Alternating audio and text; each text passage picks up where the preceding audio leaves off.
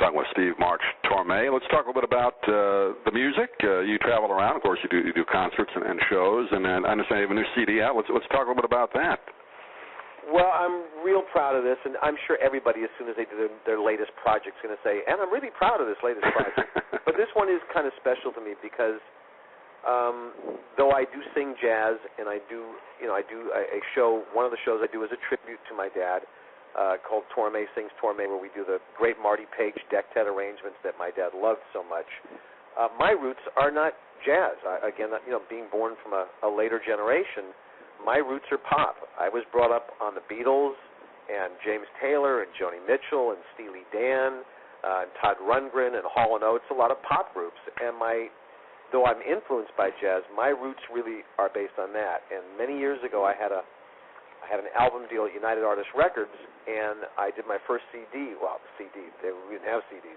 I did my first record and wrote all of it, and it was a pop album. And now it's unlistenable to me. I can't listen to it. At least, fortunately, in my mind, I've learned how to sing finally in the last God knows how many years.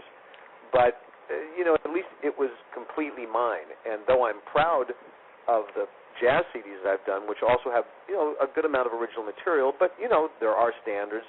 I have recorded Stardust, and I Got It Bad and That Ain't Good, and Blue Skies, and all those tunes. I finally wanted to do kind of a sequel to that album. I told my wife, I said, look, there's a lot of people that sing the standards, and some of them do it well, and some of them don't do it as well, but who really cares? I really have to, I don't care how long it takes, I've got to sit down and write a completely original album of stuff that I really like. And now with the experience I've gleaned over the last number of years of becoming a better writer, a little more sophisticated, and just learning stuff, I want to put this album together. So I took about 2 years to write this, and the proof is in the pudding as far as the reviews. I mean, it doesn't matter how much I like it, who cares? But if people go to cdbaby.com or they go to stevemarchtorme.com and read what people are saying about it, it's very gratifying because it's musicians. It's not, hi, I'm Eileen from Topeka. It's people that I really respect, really good musicians, guys that play in the group Chicago, and Lawrence Juber, who's a world-class renowned guitarist. They love the album, so I'm really proud of it. And it was, all the words and music were written by me, and it's the first CD I've played piano and guitar on besides singing. So I'm excited about it, and it may, I don't know how many copies it'll sell because, the radio world is completely different. The record world is different than it was even a day ago, much less 5 to 10 years ago.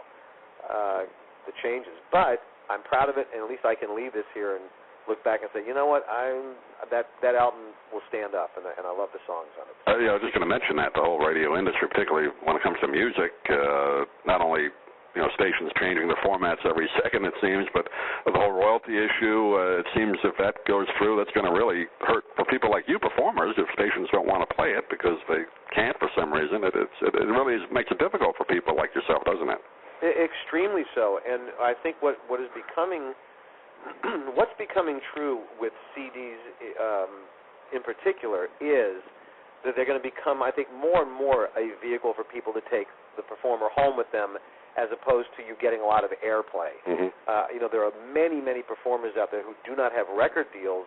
I mean, lots of them, and the only way they sell their records, and they sell a good deal of them, is at live performance. People come to a show and they see the performer. If they like them, they say, I want to take this home, and that's why you bring your merchandise to a live show and you sell them there. Jazz festivals, sure, or performance art centers. It's very different now as far as, there's no such thing as a top 40 list really anymore. So you're right, that has changed drastically for the performers. But I guess on the other hand, the Internet has allowed, you mentioned your website, and you can actually put samples up there, so on YouTube, it's another way to promote yourself. So I guess in that sense, it gives you a promotion vehicle, but again, the competition there is difficult too, isn't it? Just to differentiate yourself a little bit. You're right. There is an advantage to that, though. People can download your song and buy it for 99 cents.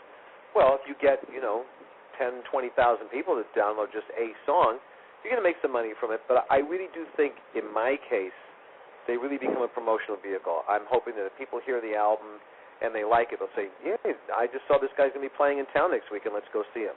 and it becomes at least a way for you to open people's eyes and ears to what you do. Yeah, YouTube's a nice vehicle also because people, again, they're really going to see, oh, never seen the guy perform before. This is kind of interesting. Do I want to go see his show or not? So it's a good vehicle. There is a certain amount of freeing of an artist by not having a record deal. You are not being told, well, we don't like the producer you use. We don't really like the lineup of the tunes. We'd rather you use this kind of musicians on it. No one's telling you what to do. You put out your own product and you live or die with it.